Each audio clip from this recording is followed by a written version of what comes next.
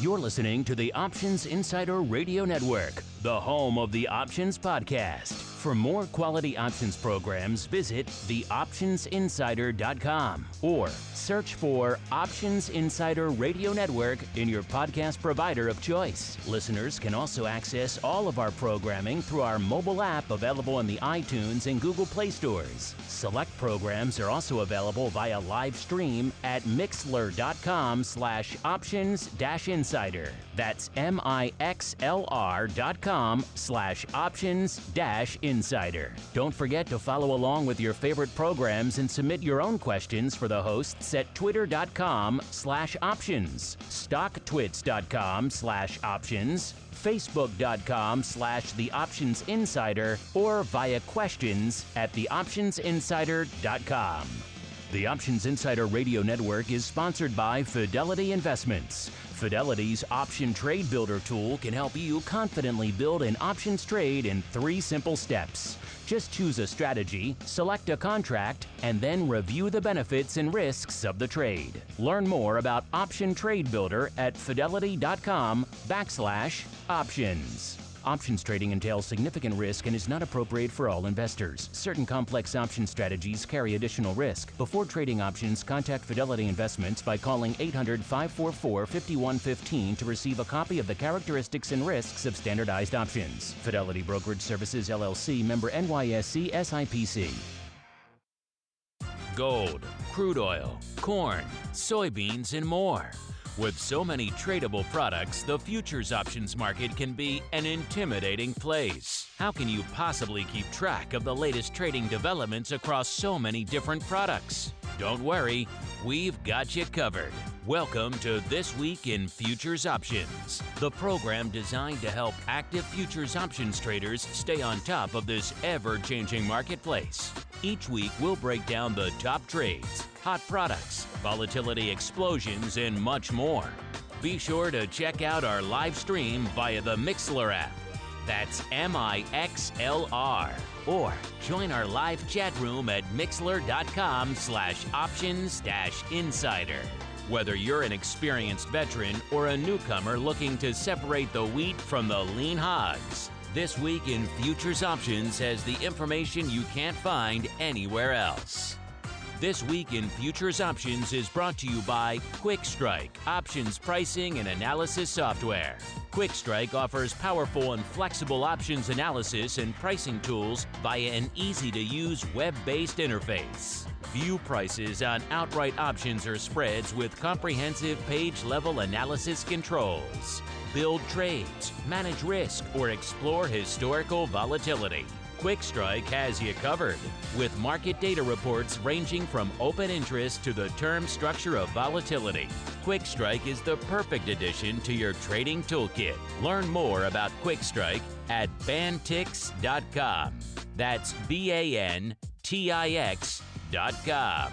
And don't forget to follow us on Twitter at QuickStrike1. That's QUIKSTRIKE1. This Week in Futures Options is also brought to you by CME Group, the world's leading and most diverse futures and options exchange. CME Group's markets help individuals and businesses around the world manage risks and seize opportunities. CME Group offers the deepest and most liquid options on futures across all asset classes, including interest rates, equity indexes, foreign exchange, energy, agriculture, and metals. For more information and educational resources about futures options at CME Group, visit cmegroup.com/options. This Week in Futures Options is also brought to you by FTSE Russell, a leading global provider of benchmarks, analytics, and data solutions. Investors in the U.S. and around the world are using FTSE Russell indexes to benchmark their investment performance and create investment funds, ETFs, structured products, and index-based derivatives. Many Options Insider Radio Network listeners will be familiar with the Russell 2000 Index. Russell 2000 futures and options are currently trading on the Chicago Board Options Exchange and CME Group. For more information, please visit ftserussell.com, cboe.com, and cmegroup.com. And now, get ready to break down the latest futures options trading activity. It's time for This Week in Futures Options. All right, everybody. That music means it's time once again for TWIFO. This Week in Futures Options coming at you, just to make it a little bit more difficult for you live listeners. Coming at you a little bit earlier this week, 11 a.m. Central, 12 p.m. Eastern. But as usual, you can get it, like the man said, via the Mixlr, MIXLR. So if you are following us on Mixlr, you'll get notified the second we go live, or if you're following us on the various social media platforms, Ad Options on Twitter, or all the other ones out there. You guys will get the link there as well. Click on it. It all works the same, just changing things up a little bit for you here. And of course, however you listen, live after the fact, make sure you hit us up. Questions, comments, insights, pearls of wisdom, strange products you want us to delve into. We get them all. We love it all here on TWIFO. And joining me to help me hold down the futures options fort, first off, we go out to the Bantix Technologies HQ, where we are joined by Mr. Nick Howard, the founder of said Bantix Technologies and the creator of a little platform we use once or twice around here called Quick Strike. Mr. Nick, welcome back to TWIFO, sir. Hard to believe it's been a week already. Yeah, pretty quick. Do we have enough time with that intro? Do we have enough time for a show? I'm not sure. It's getting really long now. So we got a couple minutes. Let's wrap it up. And yeah, good talking to you. We're done. Good talking to you. No, it hasn't changed in a while, but yeah, it's a good one. And then also joining us here from appropriately enough in the CME hot seat this week, we have a CME guest. We have Derek Salmon. He is the global head of commodities and options products over there at CME, aka the guy who all the products we talk about every week at CME all fall under his purview. Derek, welcome back to TWIFO, sir. It has been too long. Thanks, Mark. It's great to be with you guys today. Well, Derek, let's kick things off since you are our guest. You guys are just you guys just put out some numbers here for year to date. What's going on? Q3 obviously just wrapped up. So maybe let's start there. Give us a little bit of a 10,000 foot overview of what's been going on in your domain and the area that interests us here on the show. Obviously, futures options over there at CME. Then we'll start diving into the individual complexes. Yeah, I appreciate that. A lot going on, and particularly these last couple of weeks with rates volatility. We're starting to see a little concern about inflation, some two-way views being expressed in the fixed income market. Equities, nice to see volatility back in the market a little bit. We actually ended Q3 year-to-date up about 8% across the board, across the options complex as a whole, generally holding down the fort, even though we had a really quiet in some cases, range-bound market in a couple of our asset classes over the course of the summer. But I tell you, man, October has kicked off with the storm. If you look at the October volumes, our options complex year-to-date through yesterday up 40%, October 18 versus October 17. That's got our year-to-date volume up 11%, so it's a nice big boost. Year-to-date, actually Q4, so really the month of October, we're averaging just under 4.6 million contracts a day. So it's been a stonking kick to the kicking off the Q4 season right now. So excited to see both volume up, volatility up, participation up. Lots of interesting things to talk about in the crude oil, nat gas market, fixed income equities. You got a question about it? We'll certainly talk your ear off about it. All right, well, let's do that. Since you're in the guest hot seat, I'll give you pride of place. There's a lot of different areas we could start. You just touched on a bunch of them. Which complex is near, and which of your children is near and dear to your heart? Do you want to start with today? Well, I've got 3 kids and I love them all, but there's always a favorite, right?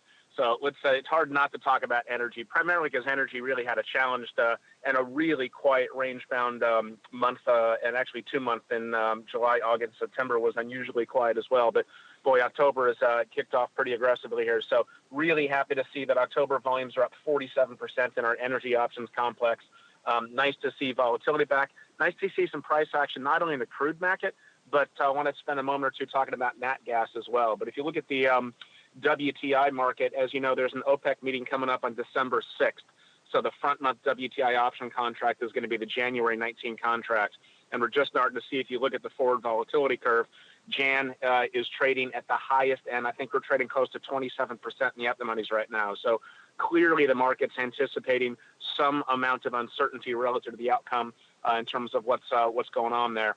In addition to looking at the outright volatility levels, we like to look at the skews and get a sense for where the market's concerned about price action. If you look at the 25 delta risk reversal, it's showing a pretty consistent 2-vol premium for the puts in the Jan contract. Now, that's not unusually high nor unusually low, and it's pretty consistent out the curve. So the good news is we're starting to see some resumption of volumes and volatility, kind of a normalized looking risk reversal curve, and I think that the market's starting to gear up for maybe a bit of a surprise in the OPEC agenda that comes out in the December meeting. So keep your calendars marked for December 6th OPEC meeting, and watch our markets to give you a sense for how the market's positioned for that.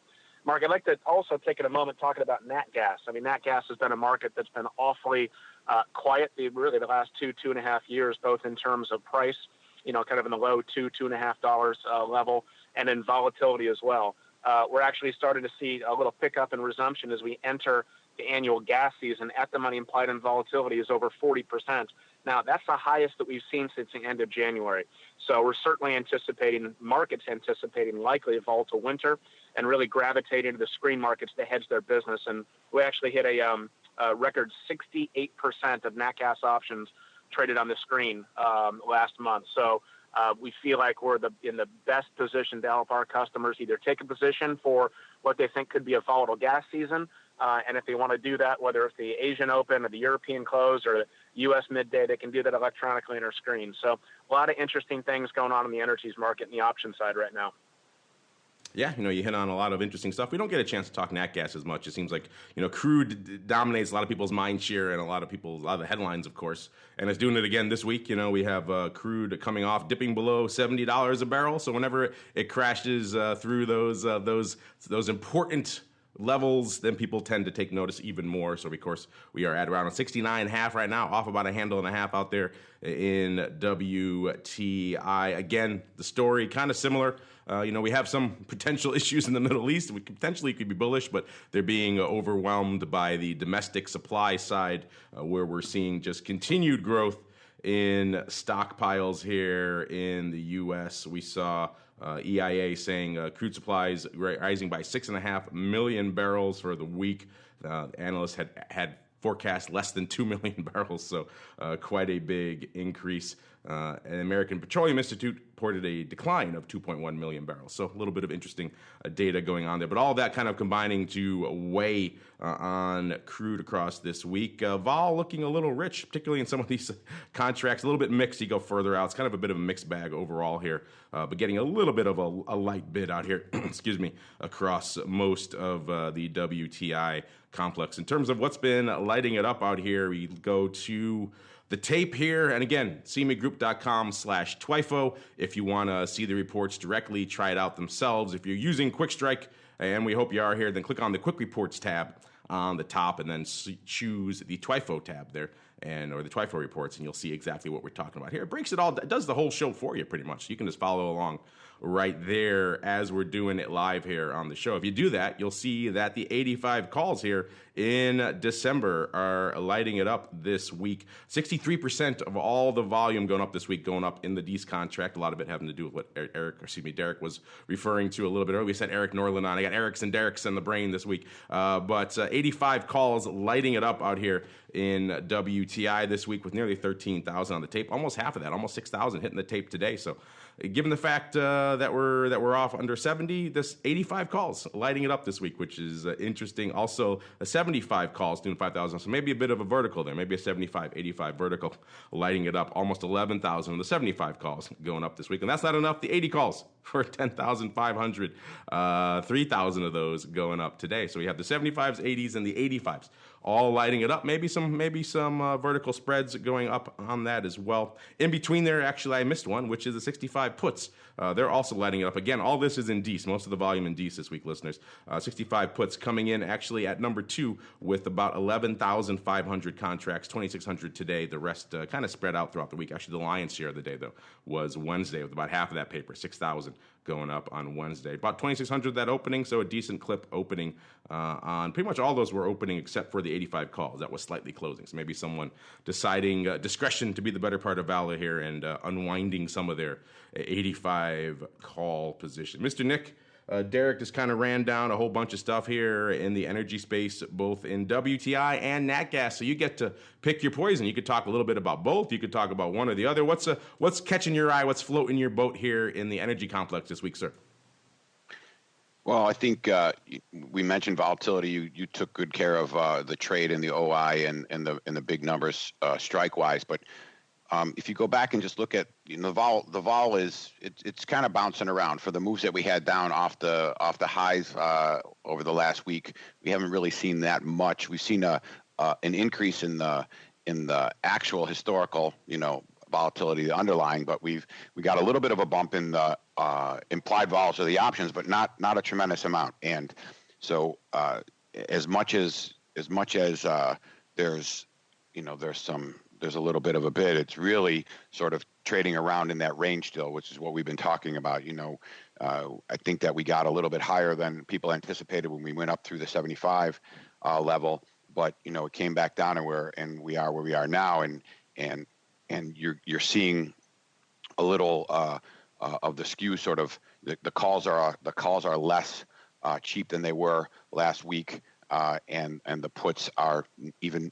They're not quite as big as they were. So, a little bit of a stabilization. We kind of went back down into the middle of that range, and not a tremendous change in the skew over the last week or two. The one thing I did want to mention, Derek mentioned the OPEC meeting on December 6th.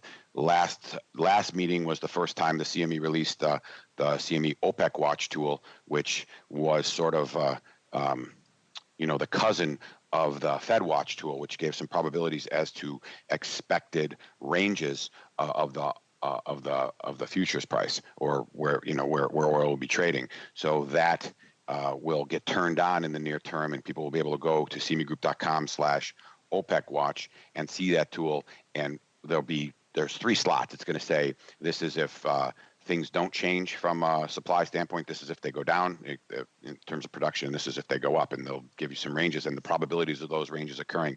And those probabilities are determined based on the volatility action in the contract that's closest to that meeting. And I believe that's going to end up being the Jan contract as we approach. I don't think we were using weeklies for it just yet, but that'll end up being the Jan contract. So keep an eye on that. There's 46 days till that meeting. So I think inside of 30 is when that will start to get opened up again. Right now, if you go to that site, it's going to say it's not yet active. So it's about a 30-day prior to that meeting. So that would be the one thing that our listeners could take a look at if they want to start to see, sort of the other version of what expectation is out there for that market. It's going to be a good thing to pay attention to. And since Derek asked so nicely earlier, and because we don't get a chance to talk about it too often, and we probably should because it has been active of late, let's do a little quick hit on all things at Nat Gas as well. Same deal, listeners. If you're playing along in the TWIFO, go to that blue drop-down menu, choose the energy section, and then choose Nat Gas, and you're good to go here. And you'll see exactly where we are. That front contract, which has about 8 days to go, hovering right around 3 1/4 right now. So up a little bit on the week, up actually about 2.5%. On the week. So not a bad week yet again here for Nat Gas. A little bit different story. You go a little bit farther out in the curve. They're actually off a little bit. But in the near portion of the curve, I'll say we got a little bit of a backwards curve out here in Nat Gas these days, which means things are happening. Things are rocking and rolling out here. Kind of a similar story for the vol. Vol up pretty firmly in the front portion of the curve and kind of taking a little bit of a hiatus in the latter portion of the curve. Open interest up about 3% this week, so a decent little pop out here. About pretty much a third of that coming in that front nove contract, of which the lion's share by a long margin were the 3 half calls. So fairly out of the money calls here. I mentioned we're hovering right around 3 1/4 right there in that front future. So nearly 20,000 of those lighting up the tape this week. Most of that coming on Wednesday, with about 9,000, 5,000 hitting the tape on Monday. The rest kind of evenly scattered throughout the week. Slightly closing actually. So it looks like a lot of back and forth on that 3 half strike, which again, not surprising. These kind of even level strikes have a lot of gravity for people. They like to flock to those. Then we have the 3 even puts. So kind of actually looks like almost an exact even trade between the 3 puts in November with about 11,000 and change, and also 11,000 and change of the DEES. DEES 275 puts with about 11,000 and change, 11,197 versus 11,137. So pretty much equal, pretty much in my book with both of those puts. So puts, not all calls all the time, listeners. There's some puts lighting it up here as well. We've also got, let's see, the 340 calls doing about 9,200 contracts in November. Again, let's just scroll. I didn't get a chance to do this in Crude, but I like to do as listeners. Let's just scan and scroll a little bit for some interesting outlying paper coming across our tape. The 4-quarter calls, which are interestingly a little bit out of the money here in March. So March 4 quarters, pretty much a full handle away, doing about 8,000 contracts this week, which is somewhat interesting. Looks like the lion's share of that going up on Tuesday, 6,300 of that there on Tuesday. So interesting stuff. Nick, we don't get a chance to talk nat gas that often, but people write in about it a lot. People are obviously paying attention to this complex, and it's obviously lighting it up. Anything catching your eye out here in nat gas this week, sir? It's that red button, Nick. You got to hit it. There you go. Then you're good. Did you miss that last 30 seconds? I missed it.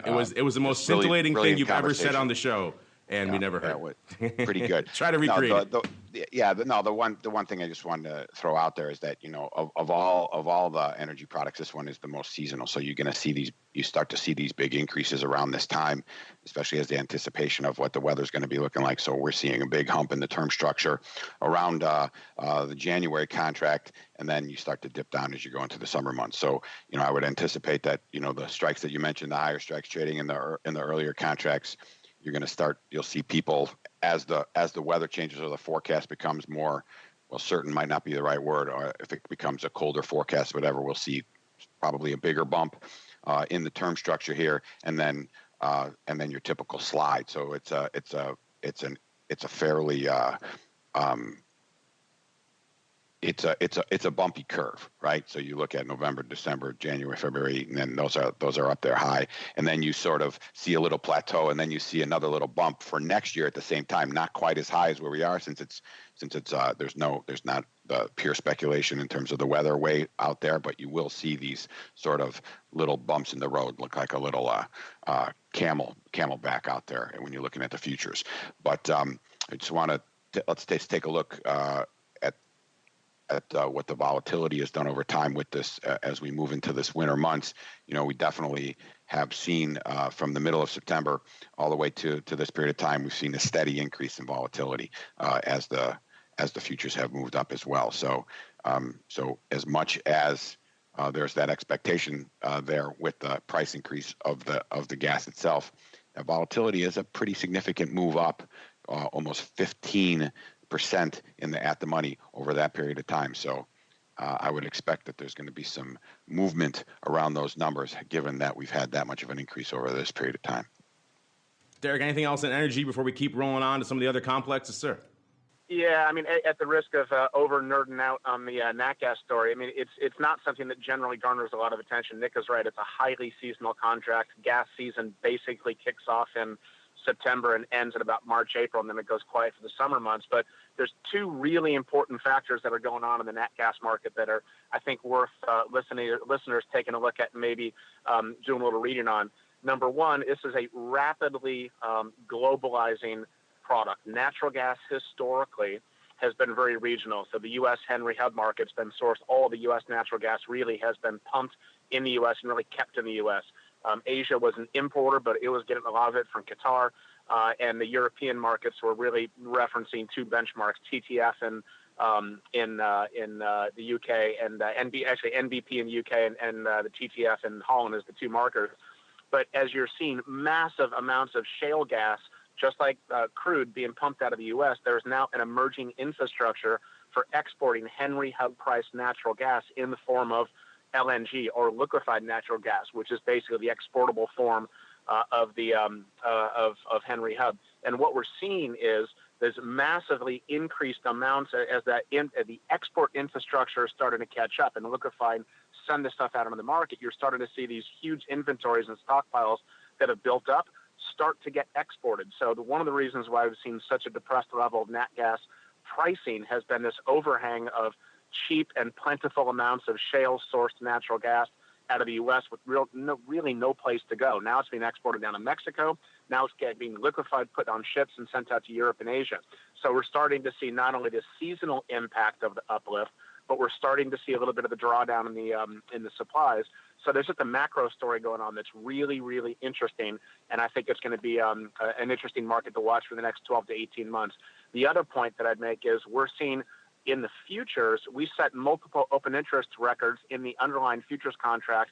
Despite that was over the course of September, even though volatility was just beginning to pick up. So we're seeing significant increases in participation, most importantly, open interest records in the underlying futures, and that generally bodes well for options use, and generally the open interest drop, the increase can be attributed to more options volume as well. So there's a couple of really interesting things going on. So just wanted to throw a couple of extra nerdy details at the listeners here relative to natural gas. It's definitely worth some interesting reading. We've put some pieces out on our website relative to some economics and some of the global flows in natural gas. It's interesting if you find yourself with some extra time in the course of your day, check it out and watch this market. I think we're going to see some interesting moves over the course of the winter and going into next fall. Speaking of interesting moves, a complex that has been showing a lot of interesting moves and appears to not be done yet is, of course, the equity complexes. We've been talking for the last week and change about what's been going on out there in the rock'em sock'em world of equities. Of course, you saw some pronounced sell-offs last week coming into this week. We saw vol popping pretty much across the board, Russell vol and S&P vol. So looking at the dueling VIXs out there, we got VIX right around 20 right now, and RVX at about a 22 and change. So a little bit of a 2-point differential between the two. That spread widening out a little bit, but not quite as wide as we've seen it. We've seen it get out to around close to 3 and get as tight as about a half a point out there as well. So it's been interesting to watch that spread over the past week. And as I mentioned, those numbers are a little bit higher. We're seeing another sell-off out there in the broad equity space today. Most of the major indices off about a little over 1%. S&P and Dow off about 1.3%. The tech-heavy NASDAQ taking a beating, off 2% right now. And all that means vol popping, like I said, getting back up there. So after we saw a jump a week and change ago, about 40% in S&P vol, and we saw it coming right back in very aggressively, which quite frankly was looking good for me on our volatility view show. My prediction was looking good for tomorrow, and now today's move is screwing it all up again, going back up to the upside again. But it's been a fascinating thing to watch. Derek, you alluded earlier that some of your complexes have been lighting it up here in October. I don't have to be a options genius to probably intuit a lot of that is equities. So what have you guys been seeing in the equities complex, particularly in the last few weeks, if things have really been lighting it up? Yeah, it's a great point, and surprisingly, well, not surprisingly, October has seen our equity options complex be the fastest year-on-year growth changer. Our October volumes are up 77%. That's October 18 versus October 17. That puts us up 19% for year-to-date through just a couple of days ago. Interestingly, and we'll come to this, it is not the fastest growing options complex year-to-date, however. That crown sits with the metals guys, but the equities complex in the last couple of weeks has been a really nice resumption of the volume and participation trend. Not surprisingly, a lot of the activity in the short-dated products, the Fridays, the weekly Fridays, weekly Wednesdays, weekly Mondays have been tremendous sources of volume and participation. So we're excited about the growth there, and are actually seeing good volumes across not just the S&P, but into the NASDAQ and complex as well, particularly in the short-dated side. So lots to choose from. A little surprising that we're not seeing maybe a slighter, more aggressive move in volatility, and the term structure of the risk reversal hasn't really significantly shifted either. But baseline volatility is up. We're certainly seeing that flow through into the volumes and participation, and where we're seeing that also picking up not just in the U.S., but during our non-U.S. hours as well. So if you actually look at the volume in the S&P options activity during non-U.S. trading hours, really the bulk of that is actually happening at CME Group. 91% of all notionally adjusted S&P related options trades are actually taking place on our futures options contracts electronically on Globex. So if you are trying to get exposure or manage an equity risk in the middle of the Asian trading day or the opening of the European trading day, customers are increasingly turning to our complex on Globex, and that's the investments and functionality and the stuff that Bantix is doing for us, and the quick fall functionality is drawing a lot of people to our screens, and we're seeing folks vote with their feet and increasingly trade more amounts of their business on CME Globex for the equities business. Yeah, that's a good point. Nick, you kind of brought that up a little bit last week too in the equities complex about how the risk reversal was that the skew was a little bit surprising. You didn't really see maybe as much of a bid going into the sell-off as you might think, and you didn't see as much of a aggressive change in the skews you might be. It was kind of more of just sliding along the curve, which is kind of what you would expect in a more tranquil time, maybe not in a more an aggressive kind of sell-off mode that we saw there. So maybe that was a sign that something else was afoot out there. Do you agree with Derek? Are you still seeing that maybe the skew in equities land is perhaps not as Rocktober-tastic, to coin a phrase, as you might think? Yeah, I mean, I can go. Well, first off, I'm looking at everything that's sort of October, all of the serials and the weeklies, and that are near term, and then obviously the March contract, the March contract. But you're seeing the one thing I noticed, the calls aren't as cheap, so we do see some buying there. The puts aren't as expensive, so we either see that people are not selling into this down market because like you would, or because they're not as bid as they usually are, or that or there's not as much panic, and people are continuing to sell, right? So I mean, and that's kind of how this market feels. The down moves don't feel like they're really like changing the direction of the market. So people might still continue to they see that they were still bid on the move down, and they're maybe hitting them a little bit. But it's a lot of markets, you'll see the vol curve sort of slide along with the future, and this one has, we saw that last week, and this week I guess I'm a little bit surprised, but not, you have to be careful where you look, right? So if you look at this, all the weeklies that are less than 2 weeks, the skew to me is not the same kind of conversation as when you start to look at the 60-day and the 30-day and all that kind of stuff. But the one thing, I'm going to add a couple more here so I can have a little bit more of a common days to expiration. I'm going to look for the 30-day and see what that's doing, because that's sort of the benchmark of where we all look. So if we look at the week 3 in the November, the skew didn't change from last week at all. The puts got a little less cheap, but the puts are pretty much right where they are. So we're just seeing this vol curve sort of slide, and and you and I talk about how boring the whole quick skew number is, which measures the rich or cheapness of the put and the call to the at the money. So we're seeing sort of a little bit of a tightening based on the call being a little bit more bid, but we're not seeing the puts. That's why I think the market doesn't think this is a sell-off. I just think this market thinks we're just sort of correcting and coming back, because all these corrections we've generally come back after the fact. Now we're still down from where we were last week, but yeah, nothing to say that there's a big change in sentiment at all. So that's the one thing, and I would agree that it's the same as it's been over the last couple of weeks that we talked about. And the other thing we always mention, Derek's been given the kind of the global increases in numbers in the open interest, but last week was massive, 23% increase in open interest. This week is already 12%, and 2 or 3 weeks prior, it was 14% increase, almost 6 million in open interest. In the S&P. So, and one thing I've been hearing, because I talk to a lot of guys that trade this stuff, and I'm in some chat groups that are trading the indexes, more and more people, and maybe Derek can talk to this because he can, from what he's seeing, more and more people are talking about NQ. So, because the moves have been just tremendous in that thing, so I can pull that up as well, but I'm sure Derek has some insight into that. So NQ numbers increasing, I'm sure. And then, Mark, you and I always talk about at some point that Russell has got to start increasing too, because people want to trade stuff that moves. And if those indexes are moving, they're all eventually going to see an increase in open interest. Yeah, Derek, I think, Nick, that's a great point. I mean, a lot of the times the market's looking at the kind of the broad equities market, and S&P is just that marker out there. But we have seen some disconnected moves with the tech-heavy NASDAQ, and it's actually I had neglected to throw that out there. The E-mini NASDAQ 100 trading about 15,000 a day in October, and that's a really strong result for the mini NASDAQ. I think we're starting to see more people being willing and interested in taking positions both in the S&P for your large cap and also in the NASDAQ.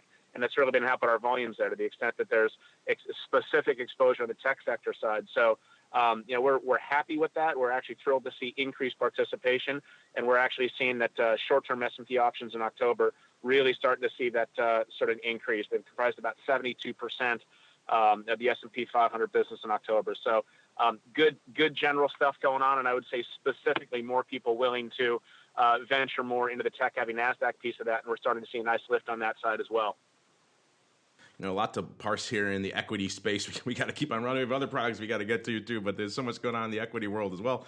Just really quickly, you're right, Nick. It does seem like the broad market is still not buying into this panic sell-off, even though we are off strong again across all the major indices, giving up some of the gains we made earlier in this week. You're right, because the skew is not reflecting that, and at the end of the day, that's where I like to look. And we're still not seeing that massive panic move in the skew that would indicate that the other shoes are dropping. Here we go. Now it's sell-off. Now we're off to the races. Not really seeing that yet. You're right too. Vol strong across the board. We're seeing a 12% increase in OI in something like the E-mini S&P 500. This is not a contract that trades by appointment, a couple of contracts a week. No, this is the E-mini. This thing lights it up, and it's still gaining 12%. So the equity complexes are lighting it up. We mentioned our buddies over there at FTSE Russell. Sean traveling. I think he's down at the FIA show this week, so he couldn't join us in studio. I personally miss that because he always brings me delicious gourmet burgers whenever he does that. So no gourmet burgers for us here in the studio today. But E-mini Russell 2000 also gaining some ground this week, up 13.5% in terms of OI, and you guys already talked about the NASDAQ. So there's a lot lighting it up in equity land,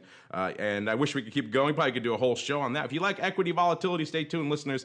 We got you covered tomorrow, actually, at this time. Our Volatility View show gets into all things equity volatility. We'll get into skew and a whole bunch of other fun stuff. Kind of gets giving you a taste here on the old Twifo show as we keep on rolling. So many products to cover. Derek, that's you guys' fault at CME. You trade too many things. If you had like 5 products, we could fit them all into the show every week. So it's kind of your fault, Derek, if people get mad at me. We don't cover everything.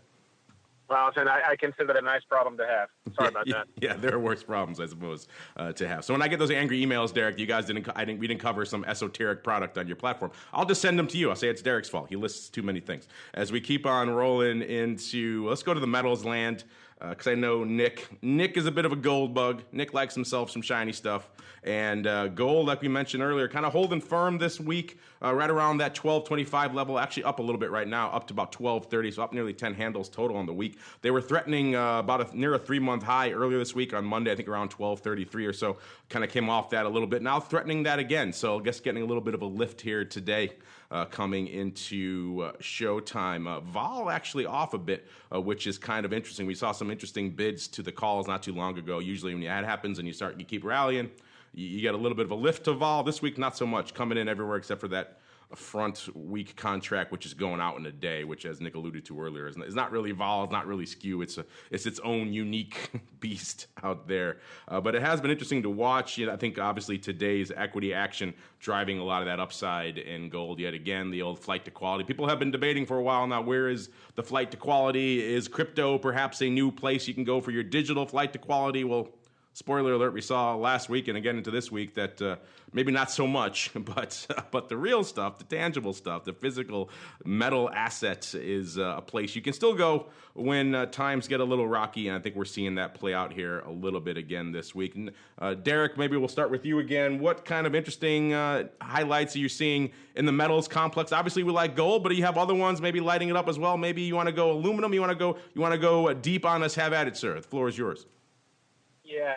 Well, overall, so fun fact, year to date, the metals complex, the metals options complex is the fastest growing complex, up about 21% year to date. That surprises folks that normally would assume that certainly given the last couple of weeks that we would have seen equities leap above that. But no, metals has been hanging in there. One of our smaller franchises doing about 65,000 contracts a day. And historically, that's really been the precious metals side, gold and silver. Gold has been surprisingly, stubbornly low volatility. I think if you look at the 40-day implied vol, it's about 10%. You look at the 400-day implied vol, it's about 11%. So if you use some of the fabulous tools that Nick has provided on ClickStrike and load up some vol cones, you'll actually see that the 1-year vol is really at the bottom edge of that's 2 standard deviation range over 2 years. I mean, this is it's the market's having a hard time really getting lifted off the bottom of this vol, which means for a lot of people, hey, that's an opportunity to look for a cheap way to play for some movement. So we're still rocking to the extent that it's the fastest growing complex, despite the fact that we've got a low, stable volatility, lots going on. So we talked generally about the precious metals side, but probably worth talking about copper options. Copper options is a market that we had very, very small turnover in about 2 years ago, probably doing less than 400 contracts a day, and most of that was, Mark, to use your term, trade by appointment, brokered or blocked, and we've invested pretty significantly in bringing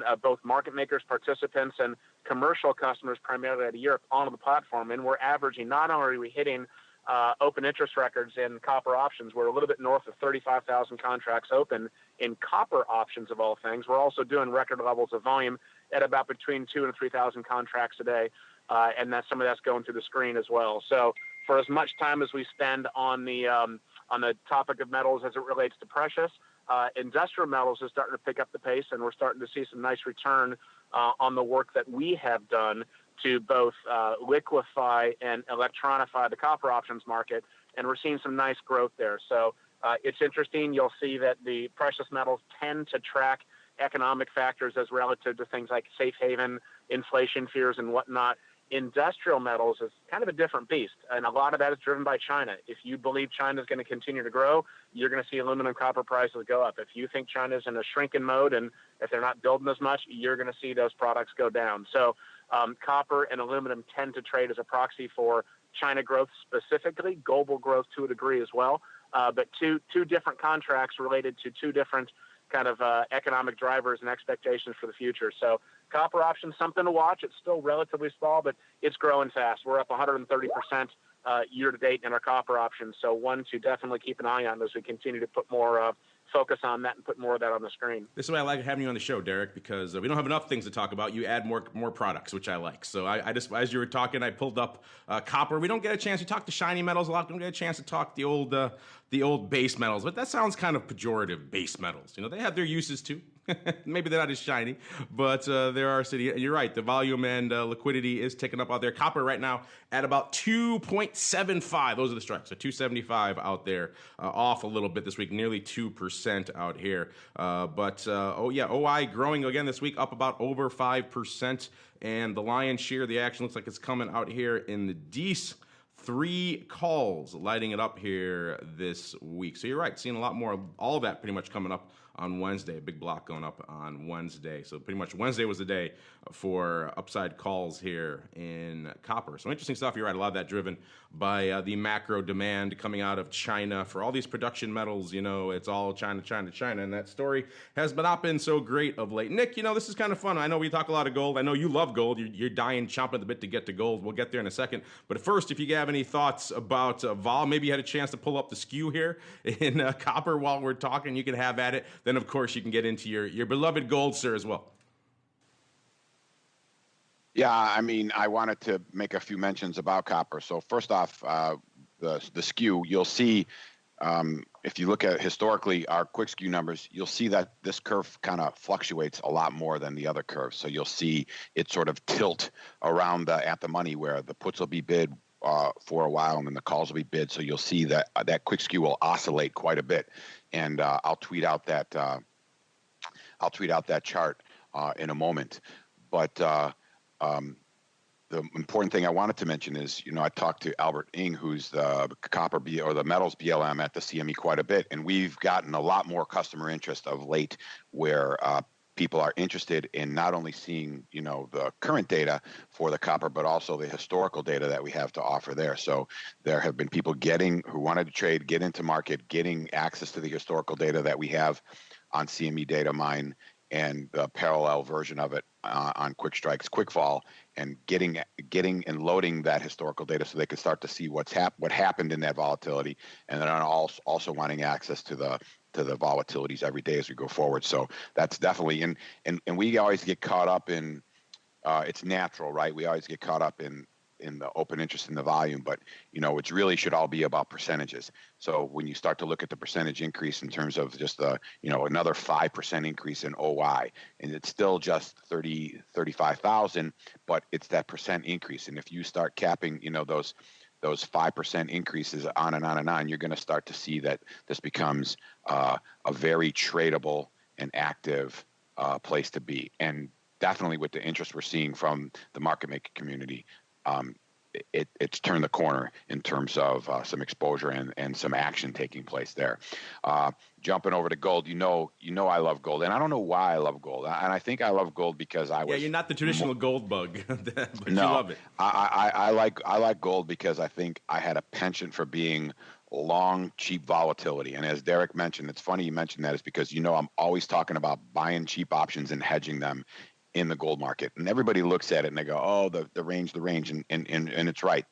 We're in like a 3 to 5% range. But that 3 to 5% range with these volatility levels is super tradable. And I just think people have to pay attention here because, we always talk about my hedged puts when they're down at the bottom of the range, and my hedged calls when we're up at the top of the range. But this market is somebody who watches vol and somebody who likes to scalp gamma's dream. I really, really believe that when you can get a 1 to 2% move, and you know that if it's sitting around in a range that you're going to eventually get, you have some real opportunity if you are paying attention to that market. So, 4% increase in open interest this week. Puts kind of steady, still a little bit offered to that. The money calls still a little bit bid, and that was the way it was last week before we had a little bit of our move, but we got the bigger part of the move the week prior, so we saw a little bit of a shift in the skew in that respect. But I love this market because, as a former, options trader that liked to pick low spots and scalp, this is a place to be. I really think people got to pay more attention to this one because it's some big opportunity here. Yeah, sounds like it. And speaking of opportunities, we're running out of time for ours here on the show. So, Derek, you're our guest. I'll give you pride of place. You can pick one more. We get to do one more complex. I want to make sure we leave a little time for the listeners at the end, too. So pick your final complex, sir, you want to get into. You want to do a little rates, ags, crypto, none of the above? What's floating your boat this week? Well, given the fact that China was banting around earlier, it's hard not to talk about the ags complex, right? I mean, with the threat of tariffs and the concern around, what is and is not going to be brought into China, allowed to get in China directly or indirectly, hard not to want to talk about beans, and particularly beans in the ags complex right now. So that's been a continued overarching threat. Our ags business overall has been terrific. Growth this year, as we've seen record levels of participation, record levels of open interest, and record volume levels really throughout the year. That's carried through into the options as well. Year to date, that options complex and ag is up about 12%. The market's just not sure how this is going to go. Right now, U.S. soybeans are under threat of potentially not being allowed to be imported into China. So China's pointing their big guns at Brazil and trying to get their beans out of Brazil. The reality is Brazilians don't have enough beans to export, so we're starting to see some beans flow from the U.S. down to Brazil and then exported from Brazil out to China.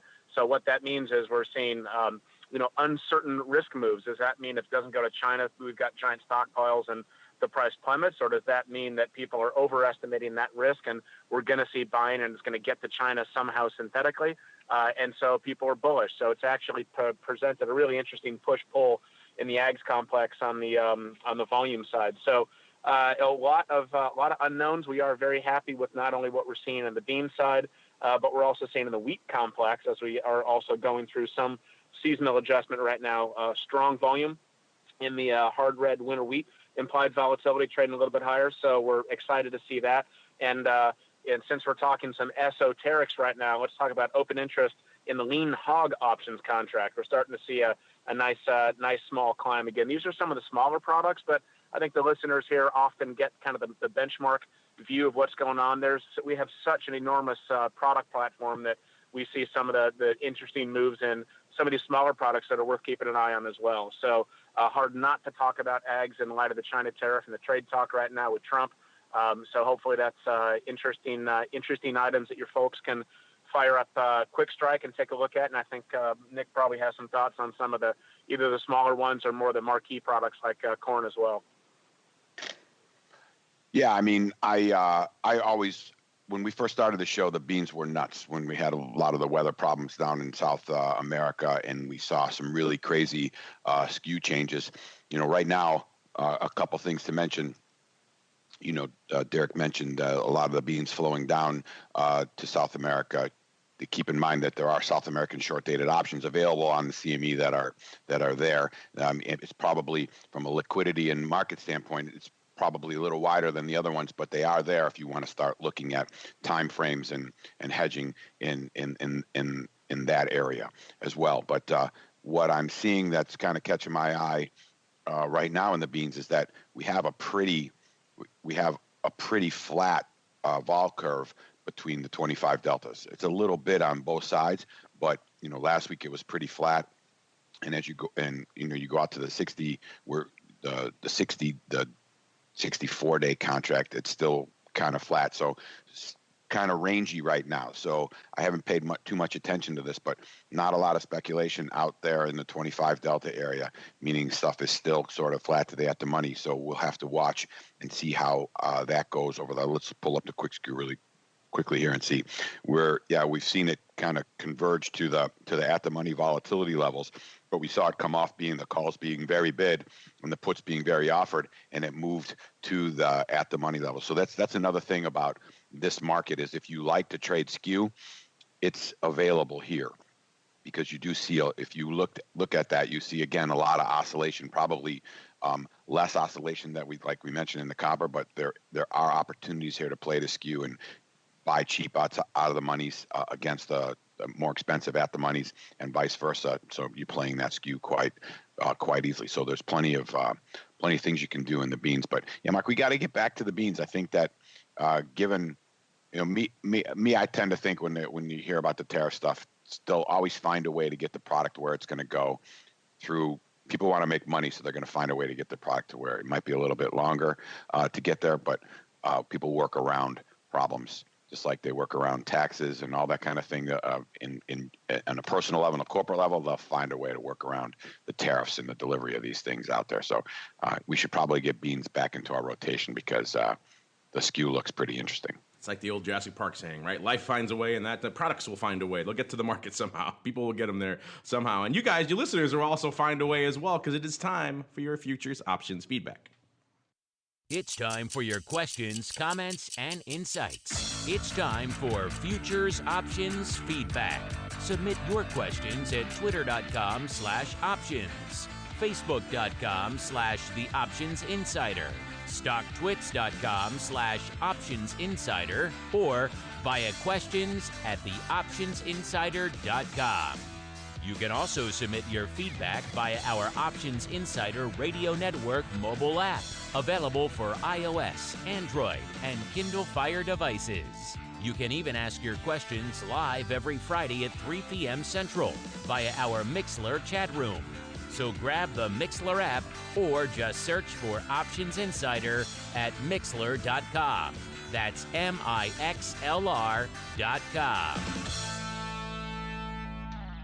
All right, everybody. Welcome to the Futures Options Feedback. This is where you guys send in your questions, and you take us in some interesting directions. You have been for the last couple of weeks. Derek, I'm not sure if you listened to the last couple of shows we've been doing here, but our listeners, for some reason, have early exercise of futures options on the brain. They're sending in all these various questions and stratagems and different things about doing that, and we've been kind of discussing the nuances of that in American versus European, because obviously the latter is a big choice on CME. And our next question actually is along those lines. So it's a good thing we have you here, Derek, to help us answer this one. This comes from Mate7.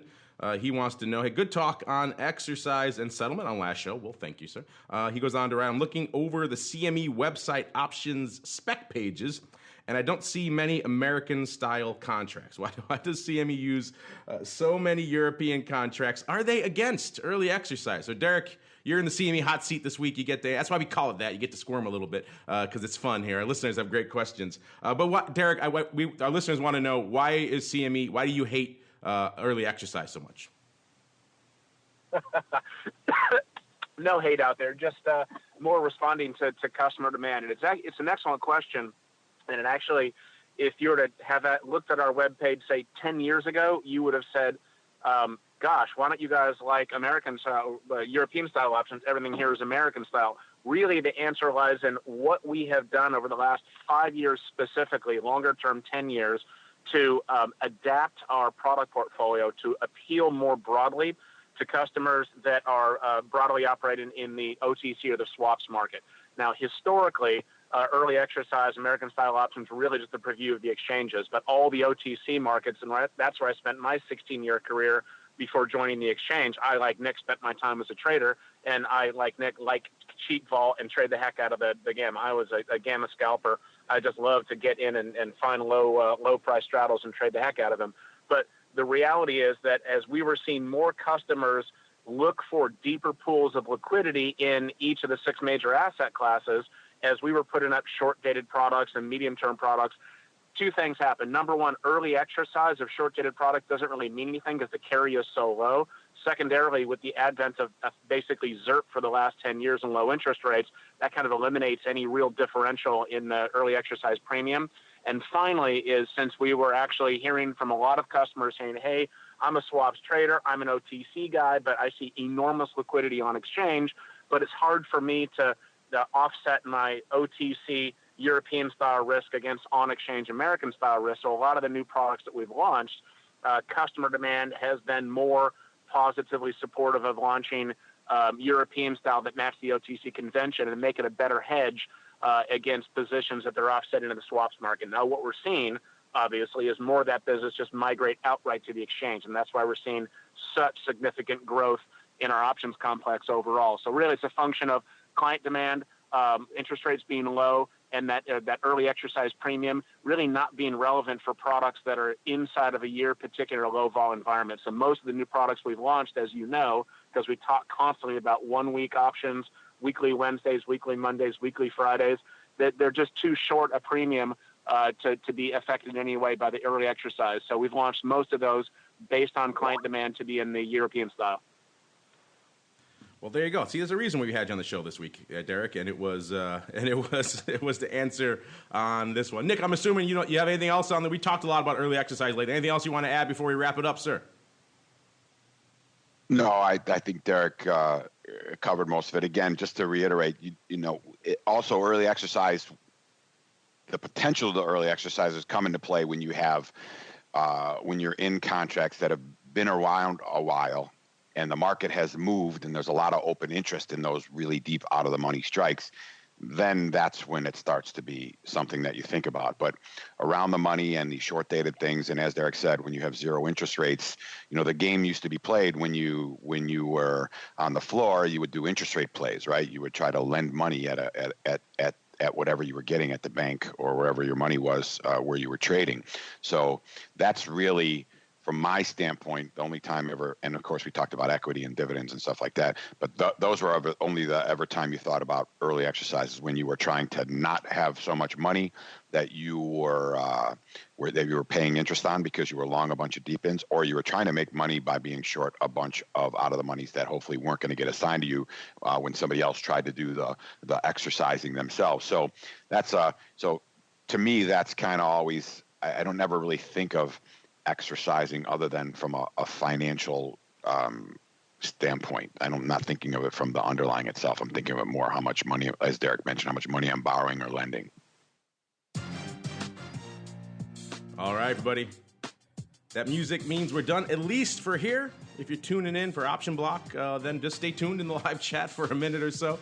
We'll wrap up here, then I'll be right back in a couple of minutes here with Uncle Mike and the Greasy Meatball and the whole gang to talk a whole bunch more of options, unusual activity, education, strategy, your questions, all that fun stuff. So stay tuned for that. But that music means we got to go back around the horn here one last time. Our boys at FTSE Russell couldn't join us today. Check them out, FTSERussell.com. They have a lot of great data over there on active versus passive, a lot of cool stuff, as well as all that RBX data we were talking about before. And, of course, give them a follow, FTSE Russell on Twitter. And, Mr. Nick, you guys are always cranking away on interesting tools and cool stuff. What's coming on the pike from you guys and the team over at Bantix this week, sir?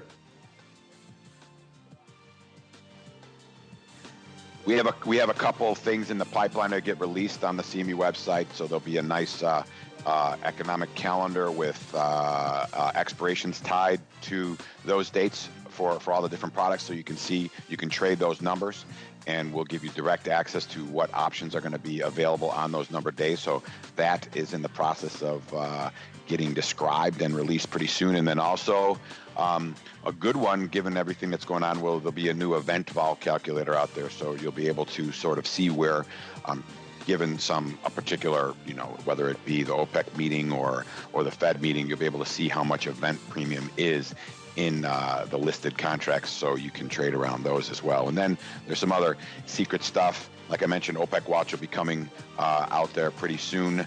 Recall CME launched the new SONIA futures, which are the Bank of England version of the Fed funds, and those futures are marked to those monetary policy committee meeting dates.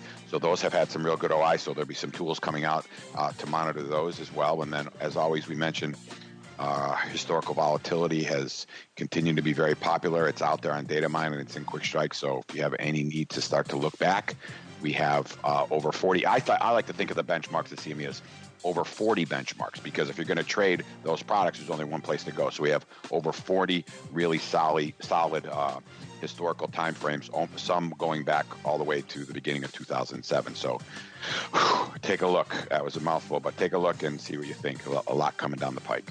It's a mouthful. Good stuff. Check it out, mantix.com. Or go to quickstrike.net. Click on the Let's Try Quick Strike button, and you can see all the cool stuff we're playing with all day. And I've said it before, I'll say it again. If you're trading this stuff, you're not using these tools, I honestly don't know how you're doing it, because this is kind of the only game in town for a lot of this stuff. So check it out, quickstrike.net or bantix.com. And Derek, last but not least, you're always talking about interesting developments over there in the land of CME. What's cooking at CME from an options perspective? What can we look forward to in the coming months, sir? To be very frank, we just continue to electronify our markets, continue to grow that business from the non-U.S. participants. So we're getting to a point where we are truly a global universe of participants trading these markets. So I think gone are the days that if you had equities risk, you could just figure, well, the market's not going to move until the U.S. Open, so I'll just wait then. So we're making lives a little more difficult for our participants, because we're making them stay up or at least watch the markets 23 and a half hours a day. So we like to think that we're bettering the market and making sure that folks can manage their risk whenever that risk appears. And we talked about the OPEC meeting on December 6th, a good example of that. That news isn't going to wait to hit the market till middle of the U.S. trading day. So the tools that Nick and his team are putting out are just so important for customers to be able to access and see where the activity is going on and what's happening. We're going to continue to put more products on that and look for more tools there. And I think the Quick Vol tool that we're pushing out onto our website is getting some good hits as well. So more of the same from us. You're going to see more short-dated pushes, more globalization. We're going to see more electronic trading of our spreads business, and we'll just keep pushing product out and making sure that our customers and your listeners are able to trade whatever product at any point in the global trading day and make sure those are executable prices on screen. So that's what we're pushing. And Nick and the Bantix team and the Quick Vol guys, Quick Strike guys are absolutely critical to bringing people to us. So we appreciate that, and we wish your listeners well. There you go. You know where to find them. CMEgroup.com to learn more about all these different products we're talking about here. And on behalf of Derek and Nick and even Sean, who's out gallivanting over there at FIA, and indeed myself, I want to thank you all for joining us. If you're listening live, stay tuned. I'll be back in about 30 seconds. You'll hear the music for Option Block kick in, and we'll get going with that show. If you're listening on the podcast, you don't have to do anything, because it's going to hit your device in any order as well, so you'll be fine there as well. And then otherwise, we'll see you next week for more of This Week in Futures Options, or we'll see you back here in about 30 seconds for some more Option Block.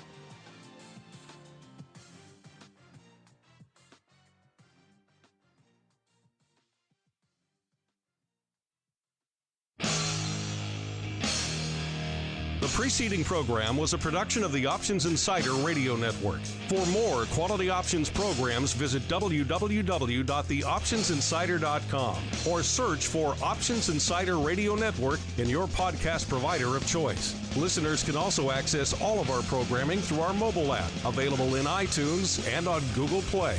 Don't forget to follow along with your favorite programs and submit your own questions for the hosts at twitter.com/options, facebook.com/theoptionsinsider, or via questions@theoptionsinsider.com.